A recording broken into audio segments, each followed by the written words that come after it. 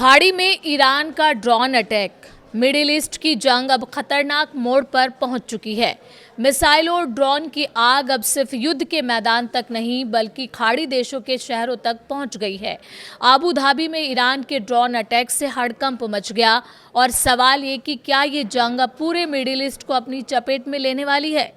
नमस्कार, मैं हूं वंदना त्यागी और आप देख रहे हैं न्यूज़ 18 राजस्थान का डिजिटल चैनल।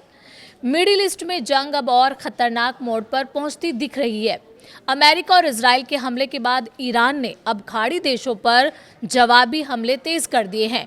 ड्रोन और मिसाइलों से पूरे इलाके में तनाव चरम पर है।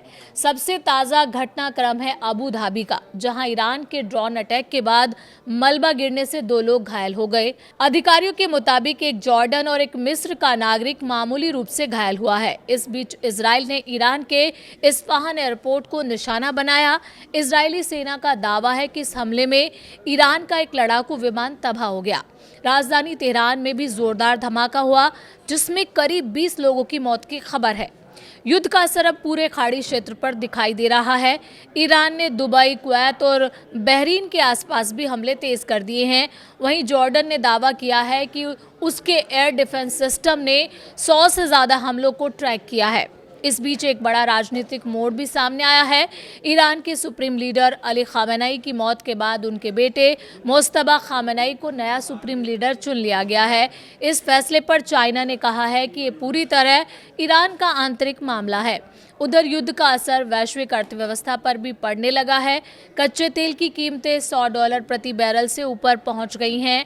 एयर स्पेस बंद होने लगे हैं और कई देशों ने अपने नागरिकों को निकालने की तैयारी शुरू कर दी है। इस बीच जापान ने भी घोषणा की है कि वो मिडिल ईस्ट में फंसे अपने नागरिकों को चार्टर्ड फ्लाइट से वापस लाएगा। कुल मिलाकर मिडिल ईस्ट की ये जंग अब सिर्फ ईरान और इजराइल तक सीमित नहीं रह गई है। खाड़ी देशों, अमेरिका, रूस और तुर्की जैसे देशों की बढ़ती भागीदारी इसे एक बड़े क्षेत्रीय संघर्ष में बदल सकती है। और सबसे बड़ा सवाल यही है, क्या ये जंग यहीं थमेगी या पूरी दुनिया को इसकी कीमत चुकानी पड़ेगी।